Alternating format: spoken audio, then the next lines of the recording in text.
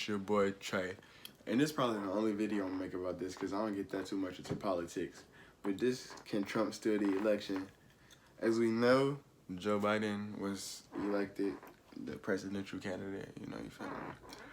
But like, they trying to say they was cheating for him and everything, so Trump gonna take it to court or whatever. You know, I mean, this is probably the only year I've been like mostly into it because next election I'm gonna be able to vote. So yeah. I gotta like start paying attention to stuff like this because I'm gonna be able to vote soon. So in 4 years. Yeah. But y'all, hit the like and subscribe button. We're gonna roll to 1,000. And let's see what they gotta say. After Election Day in the U.S., all eyes were on these states, where this was happening. These poll workers are counting ballots that would decide the outcome of this election. But there's another reason why these states are critical. Republican lawyers have filed lawsuits in each one of these places in an attempt to sue their way to electoral victory. The one in Pennsylvania is about whether a portion of the ballots should be counted. Like everywhere else in the U.S., Pennsylvania had a mix of in-person and mail-in voting, and the difference between which type of voting Trump and Biden voters chose was huge. All of these mail-in votes that arrived before Election Day couldn't be counted until then. And ordinarily in Pennsylvania, any ballots that arrive after Election Day don't count at all. But because of the pandemic and mail delays, the state's highest court ruled that any ballots postmarked on Election Day and received up to 3 days after would be counted. But that batch of votes became contentious. The Trump campaign very much wants these ballots thrown out, and it's because Democrats in this election were much more likely to vote by mail than Republicans were. So the Trump campaign filed a motion with the U.S. Supreme Court to overturn the Pennsylvania court decision and throw out any ballots received after Election Day.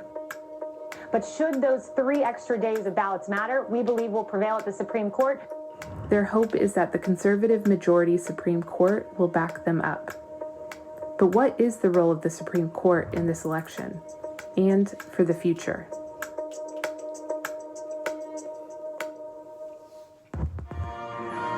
Good evening, everyone. This promises to be one of the closest races in American presidential history. The 2000 presidential race looms large over the question of whether a Supreme Court could step in to decide the fate of an election. In that case, the race came down to a single state, Florida, where the Supreme Court halted a recount, which handed George W. Bush the presidency with only 537 votes over Al Gore. It was an extremely close race. I am honored, and I guess I better go write an inaugural speech. But the 2020 election is entirely different. Republican lawyers have filed lawsuits in several states, but they likely won't alter the course of the election. That's because they involve a small percentage of ballots in comparison to Biden's lead, like one in Georgia that involved allegations of only 53 missing ballots, a state that Biden had been leading by nearly 2,000 votes by November 6th. Or another in Pennsylvania, which involved 93 ballots that had errors fixed, where Joe Biden was leading by at least 7,000 votes. Even a lawsuit in Nevada, which involves allegations of 3,000 out-of-state voters, wouldn't do much in a state where Joe Biden was already ahead by 22,000 votes. So you're seeing these kind of rinky-dink lawsuits in a few states. I mean, they're hard to take seriously. This is Ian Millhiser. He covers the Supreme Court for Vox. Certainly, I think some of these lawsuits are more about creating a press narrative than they are about actually trying to win any kind of legal dispute. There are some serious allegations out there that deserve being pursued. And the rule of law has lost its grip on the election process. In other words, they sow distrust among Trump supporters who are showing up to polling locations claiming, without evidence, that the process isn't fair.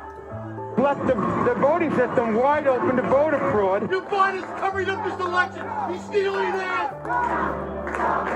They claim that there is evidence of voter fraud. They still haven't produced evidence of that. The president's allegations of large-scale fraud and theft of the election are just not substantiated. There is one thing that I'm really worried about. This Pennsylvania lawsuit rests on a really radical and transformational theory. Ian is referring to the Trump campaign's request that the Supreme Court throw out ballots received within 3 days of the election. That motion also won't alter the results, because when Joe Biden won Pennsylvania to become the president-elect, those late-arriving ballots weren't included in the official counts. They had been set aside pending a ruling. But what makes the lawsuit radical is that after the state Supreme Court granted a ballot extension in September, Pennsylvania Republicans took it to the U.S. Supreme Court a month later as part of an attack on mail-in voting. A 4-4 tied decision without Amy Coney Barrett upheld the law, which is why Pennsylvania kept the extension. But the 4 conservative justices indicated how they might rule on future election laws. And that would depend on a line in the Constitution about how state legislatures should determine the time, place, and manner of holding elections. And the way that word legislature has always been interpreted, going back at least more than a century, is that the word legislature means whatever the valid lawmaking process is within that state. In addition to literal state legislatures, that includes the state constitution, the state Supreme Court that interpret those laws, and the governor's right to veto election laws. But there are at least 4 justices who think that the word legislature should be read sort of hyperliterally, meaning only the legislative branch of the state. Which means the state legislature alone could drastically impact voting rights. In states with Republican-led state legislatures, which are a majority of them, that would mean they would have the ability to create election laws that manufacture electoral advantages for Republicans in future elections. Actions like gerrymandering electoral districts, voter ID laws which target Democratic voters, and closing polling places in Democratic districts.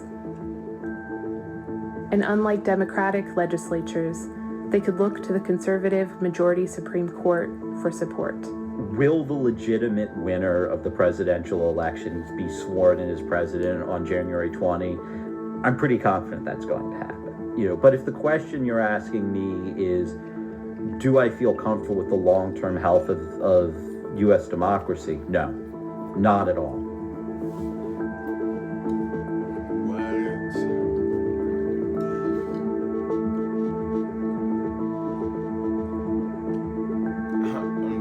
How the Republican Party went from Abraham Lincoln to Trump. That's funny. Alright, y'all.